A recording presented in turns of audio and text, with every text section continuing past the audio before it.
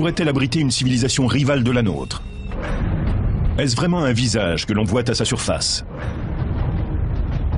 Cette mystérieuse voisine du système solaire nous captive encore aujourd'hui.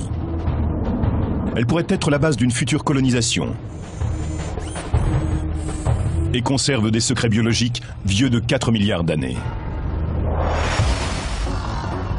Mars, la planète rouge, détient peut-être la clé de notre avenir et celle de notre passé.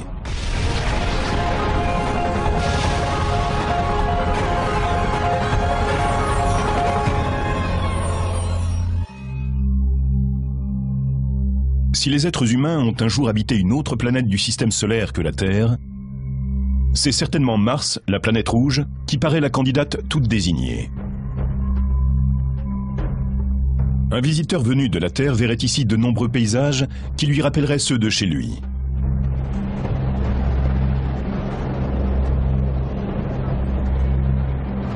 Comme le désert de Morave, en Californie du Sud.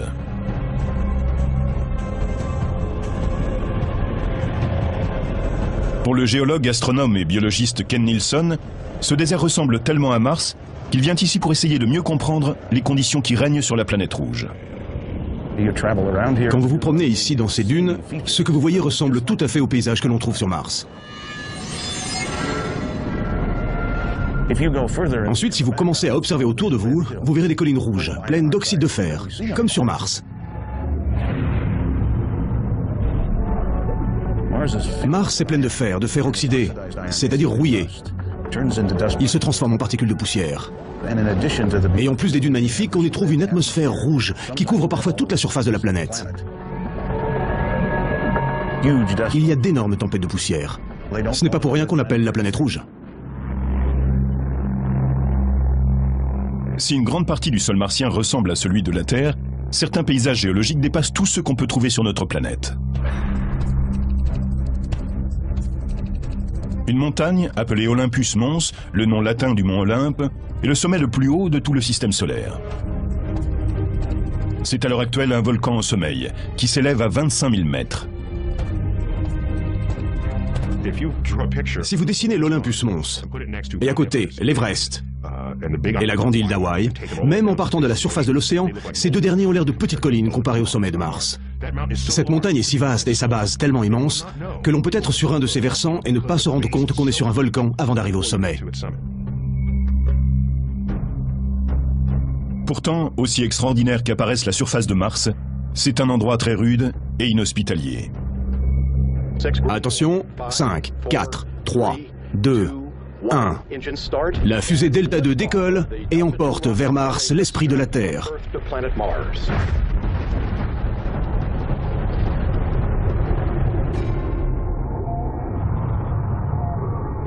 Elle est froide, sèche et désolée.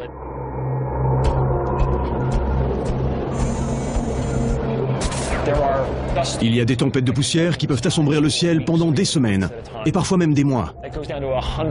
Toutes les nuits, les températures descendent à plus de 100 degrés au-dessous de zéro. Ajoutons à cela que l'atmosphère ne contient pas d'oxygène. L'air martien et ses rares formations nuageuses sont presque entièrement composés de dioxyde de carbone. Ce n'est pas un endroit très sympa. Vous ne serez pas heureux là-bas.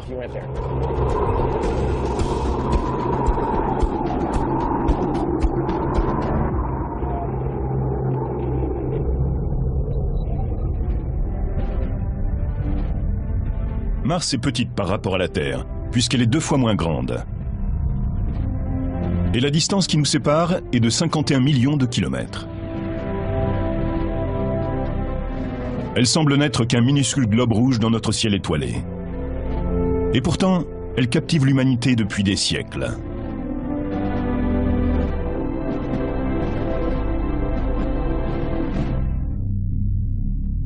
La planète tient son nom du dieu romain de la guerre. Les Romains associaient ce monde lointain à l'hostilité et à l'agitation, à cause de sa couleur rouge sang et de sa façon particulière de se déplacer dans le ciel. Mars divague. Elle ne fait pas comme les autres astres. Parfois, elle semble même aller à reculons. Ce comportement a intrigué pendant des siècles les observateurs. Mais en 1514, l'astronome polonais Copernic décide d'étudier de près le mouvement planétaire, ce qui le mène à une compréhension révolutionnaire du système solaire. D'après les documents historiques, on pensait alors que la Terre était au centre de l'univers. Et puis Copernic est arrivé et il a dit « Non, la Terre n'est peut-être pas au centre de l'univers. L'explication de tout cela, c'est peut-être que tout tourne autour du Soleil. » Et dès l'instant où les planètes tournent autour du Soleil, on peut expliquer pourquoi la Terre semble dépasser Mars sur son orbite et pourquoi Mars semble divaguer dans le ciel. Elle a l'air d'avancer par là, puis dans l'autre sens. À l'époque où Copernic observait le ciel, Mars et la Terre suivaient leurs orbites respectives depuis 4,5 milliards d'années.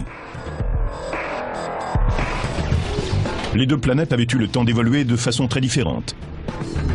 L'une était devenue humide, chaude et riche en oxygène. L'autre sèche, froide et dépourvue d'oxygène. Pourtant, on pense qu'elles n'ont pas toujours été aussi dissemblables. Les scientifiques pensent aujourd'hui que le climat sur Mars a été assez chaud pour que l'eau irrigue abondamment sa surface. Quand on regarde les images satellites de Mars, on retrouve exactement ce qu'on a appris lors des premières missions. C'est-à-dire qu'on n'y trouve pas la moindre goutte d'eau. Pourtant, nous avons des preuves irréfutables de la présence d'eau par le passé. Tout le monde sait que l'eau, en s'écoulant sur le sol, quel qu'il soit, laisse des traces caractéristiques. Celles des formations géologiques qui permettent à l'eau de se répandre. Or, quand on regarde les images satellites de Mars, on observe des traces de ce type.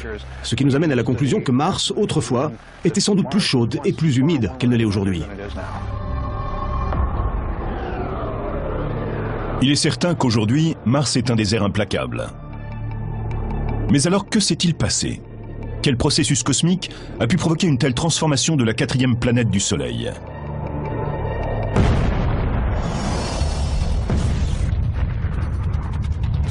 L'histoire commence dès la naissance du système solaire. Il y a environ 4,5 milliards d'années, notre système solaire est né d'une supernova. Ce phénomène qui, après l'explosion d'une étoile, diffuse une masse tourbillonnante de particules moléculaires et de gaz. Celle-ci, appelée nébuleuse, se refroidit progressivement, se condense et se sépare en anneaux de particules. Ces particules ont commencé à s'agréger petit à petit jusqu'à former des planètes. Ce processus d'agrégation a généré de la chaleur et les particules les plus lourdes ont coulé vers le centre de la masse accumulée. Mars est donc formé d'un noyau ferreux. Ce noyau en fusion a généré un puissant champ magnétique qui a entouré Mars comme d'un bouclier protecteur et bloqué les émissions nuisibles du Soleil.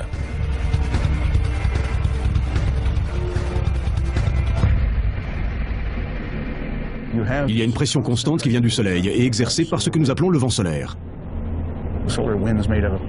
C'est un plasma, constitué de protons et d'électrons, de rayons cosmiques, de toutes ces particules chargées qui pourraient ioniser l'atmosphère, qui pourraient le bombarder, comme nous disons. Mais en fait, Mars a perdu son bouclier protecteur et la majeure partie de son atmosphère. Et en cessant de s'agrandir, la planète a commencé à se refroidir. Le noyau de fer n'était plus en mesure de générer ce champ magnétique. Alors le vent solaire aurait commencé à balayer la surface de Mars. C'est un scénario auquel beaucoup croient.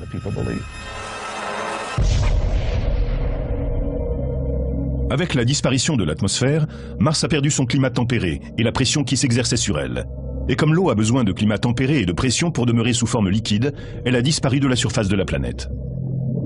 Si vous y mettez une casserole d'eau, celle-ci va s'évaporer très rapidement et essayer de geler en même temps. L'un ou l'autre finira par l'emporter, mais vous ne pourrez pas garder l'eau sous forme liquide. Il serait faux de dire qu'il n'y a absolument pas d'eau sur Mars. Si sous forme liquide elle ne peut rester sur Mars, il en va différemment pour l'eau gelée, la glace. Certains indices laissent penser qu'aujourd'hui encore, des tonnes de glace pourraient être stockées sous les calottes polaires de la planète. Le Saint Graal de l'exploration spatiale est peut-être enfermé dans des glaçons.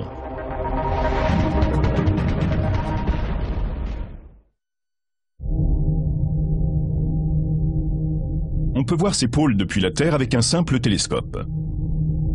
Et ils sont sans aucun doute ce qu'on remarque en premier quand on approche de Mars dans l'espace.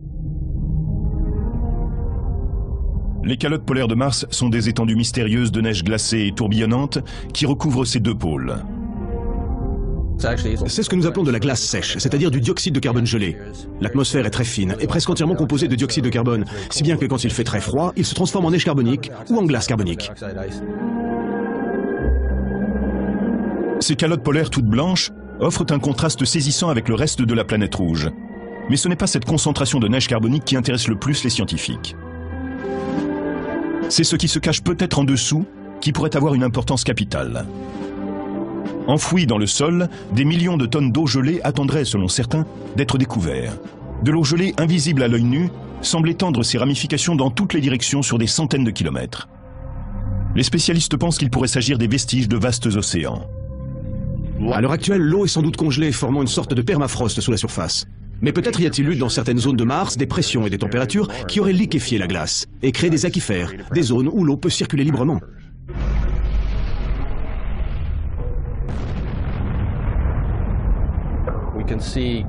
On voit des cratères. On sait qu'un astéroïde a heurté Mars et projeté en l'air des tas de matériaux. Mais ce n'est pas de la poussière sèche qui l'a dispersé. On n'a pas de débris en rayon autour du point de choc comme sur la Lune. Il a envoyé en l'air un genre de déchet boueux. Notre conclusion est donc que l'astéroïde s'est craché sur de la glace, sur une sorte de toundra analogue au permafrost du nord du Canada. Les vaisseaux spatiaux en orbite autour de Mars ont capté des signes qui tendraient à démontrer la présence d'eau gelée sous les calottes polaires. Les relevés approximatifs des sols ont indiqué un fort niveau d'hydrogène. L'eau est constituée d'une part d'oxygène pour 2 parts d'hydrogène. La présence de glace enfouie dans ces zones semble donc indiscutable. Mais si ces découvertes sont relativement récentes, cela fait plus d'1 siècle qu'on spécule sur la présence d'eau sur Mars.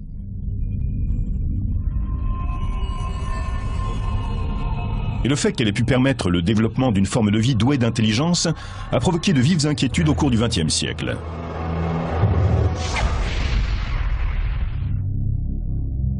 C'est en 1610 que les astronomes pointèrent pour la première fois leur télescope vers Mars. La technologie a fait depuis de grands progrès et l'image de la planète rouge se précise de jour en jour aux yeux des observateurs terriens. Mais en 1877, à travers leur télescope, les astronomes voyaient cette lointaine planète à la taille d'une pièce de monnaie qu'ils auraient tenue au bout de leurs bras tendus.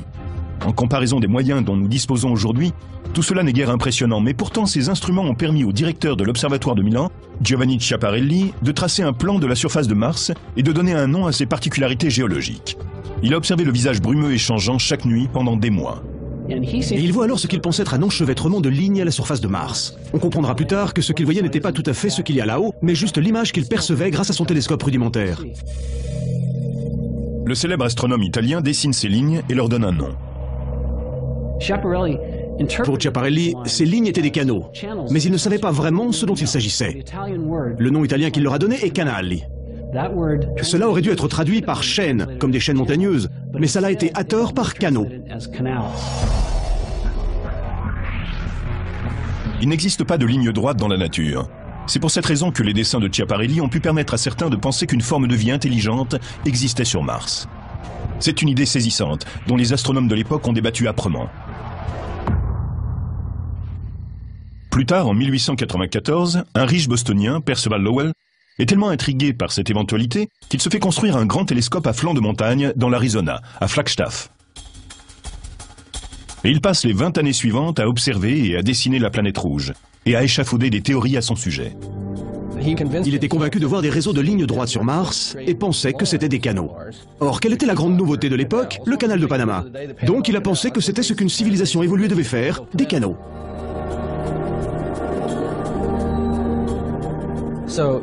Ceux de Mars auraient donc servi à transporter l'eau à partir des pôles.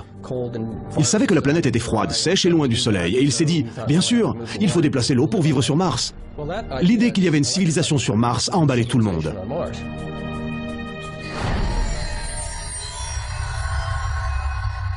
C'est dans ce contexte qu'en 1938, au cours de la nuit d'Halloween, un jeune acteur nommé Orson Welles réalise une adaptation de La Guerre des Mondes. Dans ce court roman de H.G. Wells, de sinistres martiens atterrissent sur Terre et causent des ravages. Et maintenant, nous retournons auprès de Carl Phillips à Grover's Mill. Oui, mesdames et messieurs, je suis là. Mon Dieu, il se passe quelque chose. Une flamme bondit du miroir et se dirige droit vers les hommes qui avancent. Ils se transforment en torches. Des milliers de gens croient réellement qu'une invasion martienne est en cours. Orson Welles est obligé de présenter ses excuses. Nous sommes bouleversés et vous exprimons nos regrets. Le malentendu est de courte durée, mais l'émission ne fait qu'alimenter l'imagination du public sur l'existence d'une forme de vie intelligente sur Mars.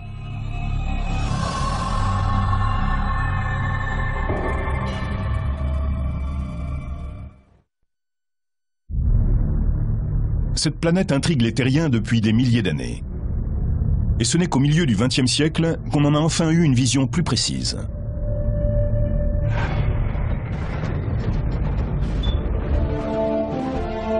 En 1964, la NASA, Administration nationale de l'aéronautique et de l'espace, lance un petit vaisseau d'exploration vers la planète rouge.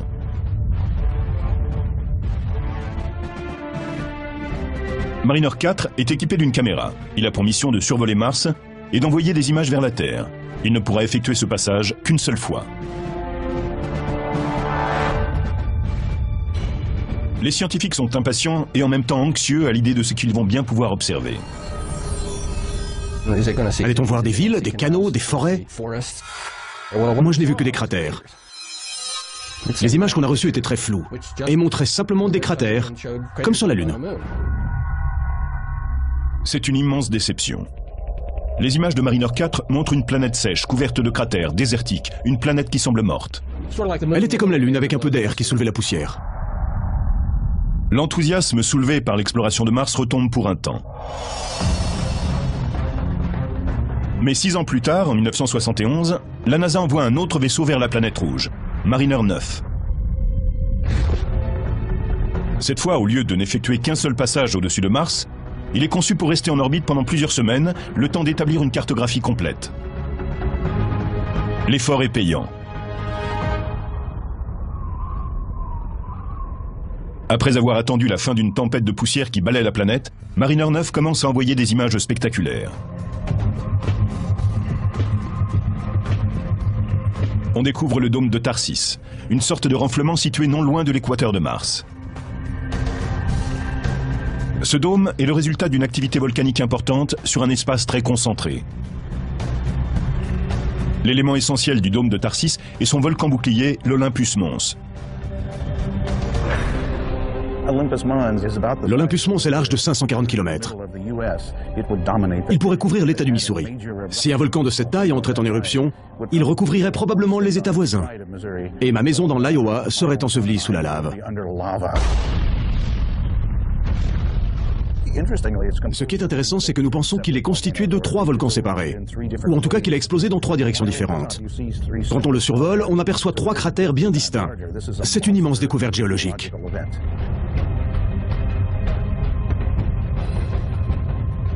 Si vous étiez sur son flanc qui s'élève de façon très douce, et le sommet est très loin, à plus de 150 km, vous ne sauriez pas que vous êtes sur un volcan. C'est dire à quel point il est énorme. Et l'Olympus Mons n'est pas le seul. À quelques centaines de kilomètres de là, vers le sud-est, on trouve 3 autres volcans placés en diagonale à intervalles réguliers. Et chacun d'entre eux est plus grand que n'importe quel volcan sur Terre. Mais aussi magnifique qu'elle soit, la région de Tharsis n'est pas le seul élément géologique spectaculaire découvert par Mariner 9. À la limite est du dôme, on peut observer une immense fracture dans la croûte de la planète rouge. Elle a été nommée Valles Marineris, en l'honneur du vaisseau Mariner 9. Regardez, elle est aussi vaste que les États-Unis. Elle est vraiment très nette. Vous connaissez le Grand Canyon. Gonflez-le, filez-lui des stéroïdes jusqu'à ce qu'il atteigne la taille des États-Unis et vous aurez la vallée Marineris.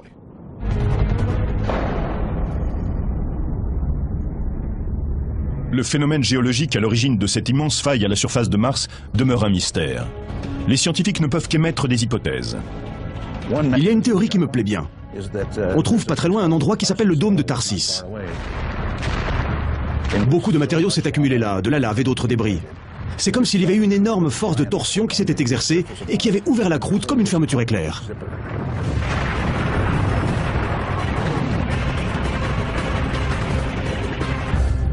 Je ne sais pas si c'est vrai, mais il faut qu'il y ait eu un phénomène qui ne ressemble à rien de ce que nous connaissons pour expliquer l'origine de cette faille.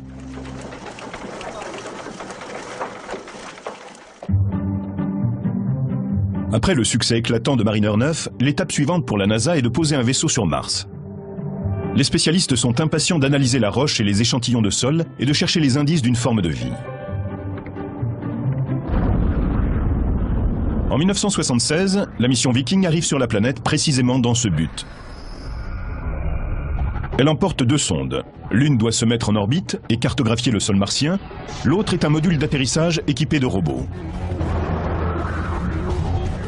On arrive, on racle le sol et on ne trouve rien du tout.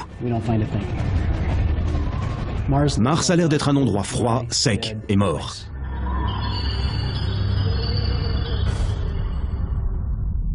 Mais alors que la première sonde Viking peine à la surface et ne trouve rien qui puisse faire les gros titres des journaux, la sonde mise en orbite parvient à saisir une image surprenante. Alors qu'elle survole une zone appelée Sidonia, elle capture dans le faisceau de ses projecteurs une image d'une formation géologique qui ressemble à une figure humaine.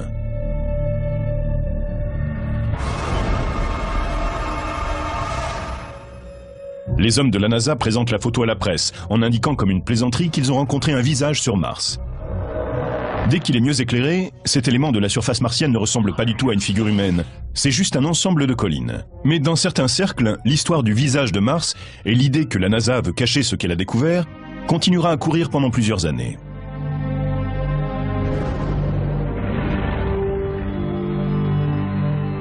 D'un autre côté, les fans de Mars doivent affronter la dure réalité après la mission Viking. En l'absence de découverte biologique capitale, le projet de retourner sur la planète rouge perd de son intérêt. Et puis en 1984, un jeune scientifique en expédition dans l'Antarctique fait une découverte qui donne immédiatement un nouvel élan à la quête d'une vie inconnue sur Mars.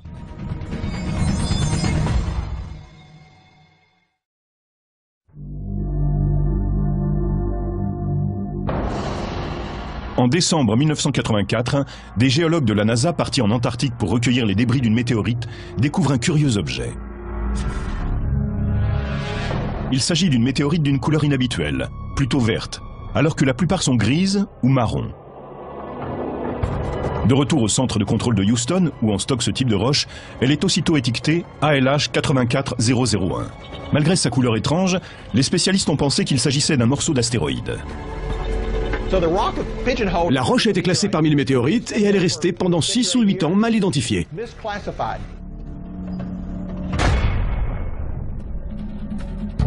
Puis, au début des années 90, un analyste qui effectue des recherches sur les astéroïdes place un morceau d'ALH 84001 sous un microscope à électrons. Il se rend vite compte qu'il n'est pas en train d'observer une météorite classique. Il a sous les yeux un morceau de la planète rouge. La pierre présente des caractéristiques analogues à celles d'une autre météorite martienne trouvée en 1979. D'autres spécialistes commencent à étudier cet échantillon et sont stupéfaits lorsqu'ils découvrent ce qui ressemble à des globules de carbone. Car le carbone, du moins sur Terre, est la base même de la vie. C'est David McKay qui dirigeait le groupe de recherche. Ce qui a commencé à m'intriguer, ce sont les carbonates. Je me suis dit, hey, ces carbonates ont vraiment un drôle d'air, comment se forment-ils? On va aller voir ça de plus près. Un examen approfondi mène à une découverte encore plus surprenante. Le type de processus chimique à l'œuvre dans ces globules est associé sur Terre à la vie. Une image obtenue par un microscope électronique à scanner présente une structure qui pourrait bien être de nature biologique, on dirait un peu un verre. Serait-ce une trace de vie primitive sur Mars? Je pense que ce verre relève de la biologie. Il est peu probable qu'il s'agisse d'un fossile entier de bactéries.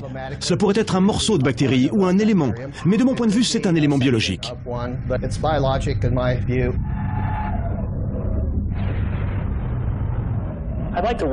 J'aimerais tout d'abord souhaiter la bienvenue à tous ceux qui se trouvent ici aujourd'hui. C'est un jour incroyable et très excitant pour moi. En 1996, après plus de 2 ans d'études, durant lesquelles 4 séries différentes de preuves ont été réunies, l'équipe est prête. Elle émet une hypothèse. Il est bien possible qu'ALH 84001 contienne la preuve qu'il y a eu une forme de vie sur Mars.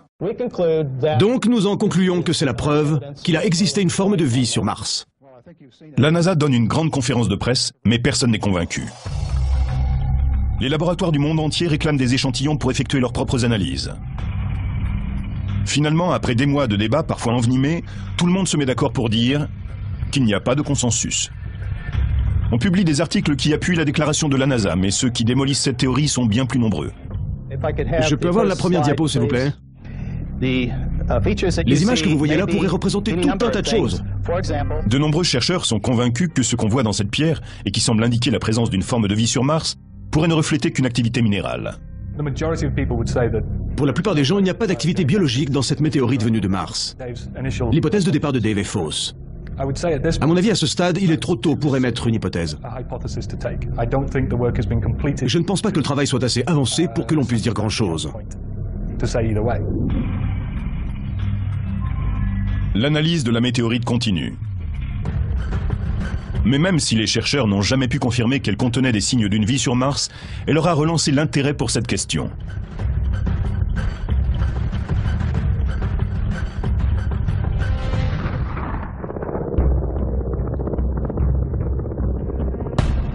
Étrangement, ce nouvel élan conduit à nouveau les spécialistes en Antarctique.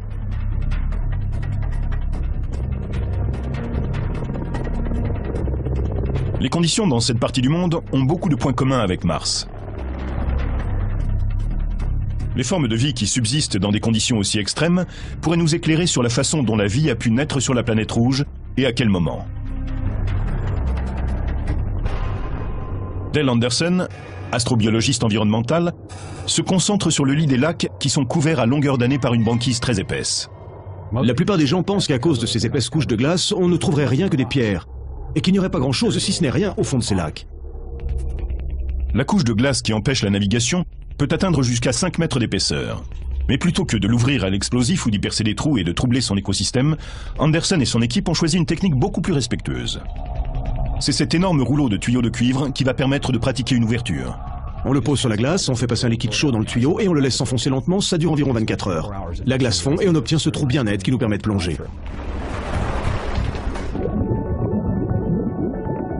Les plongeurs entrent dans l'eau vêtus de combinaisons qui les protègent entièrement.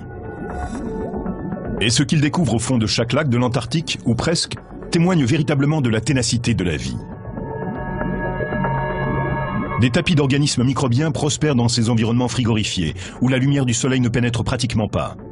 La plupart des gens pensent que si au fond des lacs, on dispose de moins d'1% de la lumière de la surface, la photosynthèse ne peut s'opérer. Pour eux, il n'y aurait pas assez de lumière pour vivre. Eh bien, on a découvert que la photosynthèse était possible à des niveaux de lumière inférieurs à 1/10 d'1%. Pour Anderson et son équipe, ces fonds immaculés sont comme une fenêtre sur le passé. Il n'y a pas d'organismes évolués, pas de poissons, pas d'insectes, pas d'animaux rampants. Ces communautés microbiennes ont donc la possibilité de se développer tranquillement, sans interaction avec des animaux ou des plantes. Et du coup, ils évoluent de façon particulière. Est-il possible qu'une forme microbienne similaire soit toujours en activité quelque part sous la surface gelée de Mars? En particulier aux deux pôles, riches en hydrogène. Anderson et d'autres spécialistes pensent que cela vaut la peine de se pencher sur la question.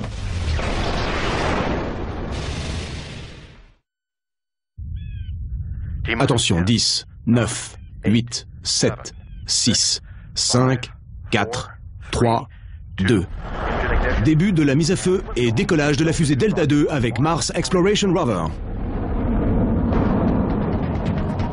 Au cours de l'été 2003, le Jet Propulsion Laboratory de la NASA livre 2 vaisseaux destinés à explorer la surface de Mars. Les missions sur la planète rouge ne peuvent avoir lieu qu'une fois tous les 2 ans, durant une fenêtre de temps courte et précise. Le lancement doit être programmé de manière à ce que le vaisseau et la planète arrivent au même moment en un point spécifique de l'orbite de Mars. Le voyage de 54 millions de kilomètres peut prendre plus de 7 mois. Et la trajectoire doit être parfaite. La précision qu'il faut pour aller de la Terre à Mars et atteindre un point précis est la même que celle qu'il vous faudrait pour lancer un ballon de basket de Los Angeles à New York et le mettre dans le panier, bien au milieu. Tout est prêt pour se poser. Nous sommes à 6 minutes de l'arrivée dans le cratère de Gusev, dans l'hémisphère sud de Mars. Vitesse actuelle, 2000 km/h. Parachute dans 5 secondes. Parachute en place.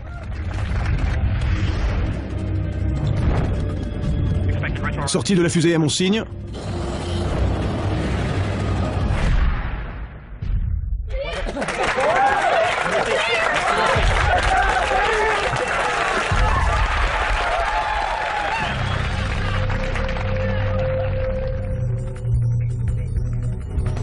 Les vaisseaux spatiaux sont en fait des robots explorateurs conçus pour sillonner la surface de Mars et fouiner un peu partout.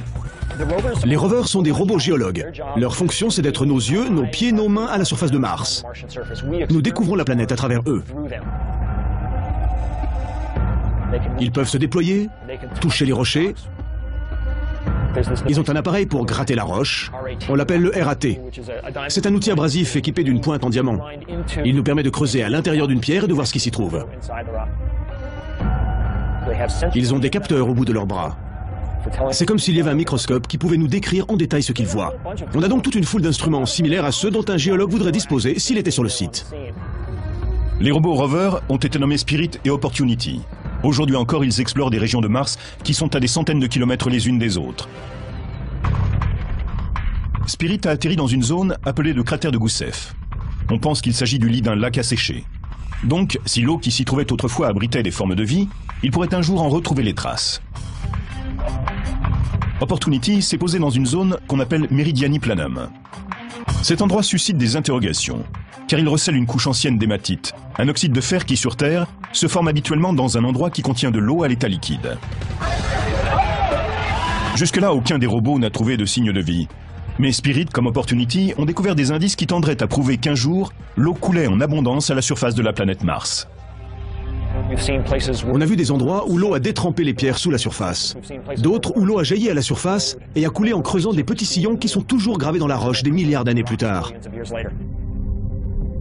Mais aucun robot n'est allé assez près de cette sorte de toundra qui couvre actuellement l'eau gelée des pôles. C'est l'objectif premier de la nouvelle mission lancée à l'été 2007. La mission Phoenix a pour projet de déposer un atterrisseur dans la région du pôle nord de Mars. Celui-ci dispose d'un bras équipé d'une pelle, à l'aide duquel il creusera le sol de la planète. C'est Peter Smith de l'Université d'Arizona qui dirige le projet. Notre mission scientifique est entièrement consacrée à la compréhension des propriétés du sol, de son interaction avec la glace, des propriétés de la glace même et de son interaction avec l'atmosphère. Nous n'avons qu'une possibilité pour l'étudier, c'est d'utiliser le bras du robot comme une petite pelle. Il va creuser une petite tranchée et nous fournir des échantillons de glace et de sol. Et avec un peu de chance, des échantillons de sol humide, si on peut en trouver. Ensuite, on analysera ces échantillons avec des instruments sur le pont de notre vaisseau spatial.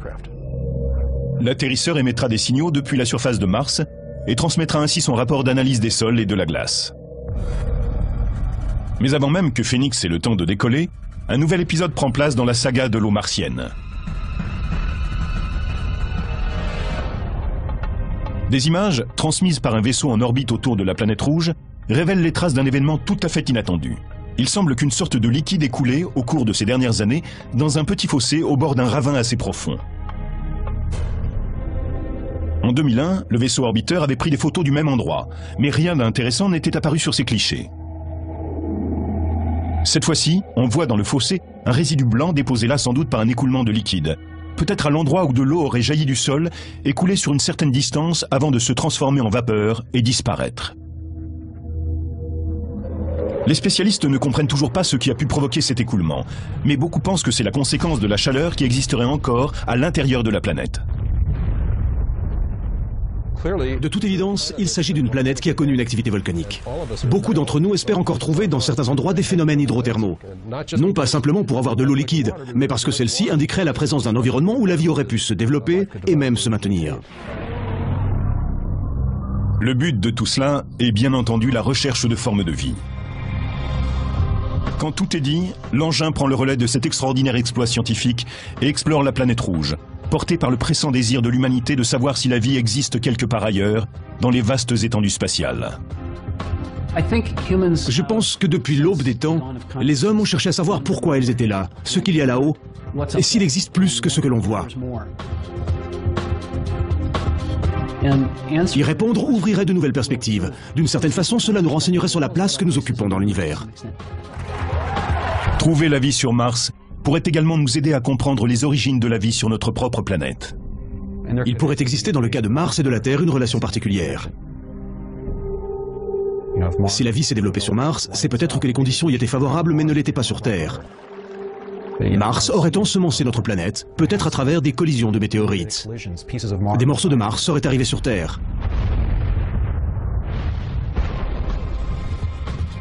Il serait arrivé avec des cellules de vie qui s'y seraient développées. Peut-être sommes-nous tous des Martiens, à moins que ce ne soit le contraire et que la vie soit née ici pour se déplacer ensuite sur Mars.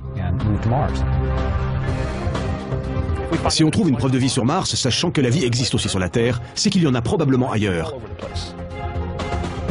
Dans ce cas, l'univers serait sans doute indissociable de la vie. Et dans le cas contraire, nous pourrions nous sentir uniques en notre genre.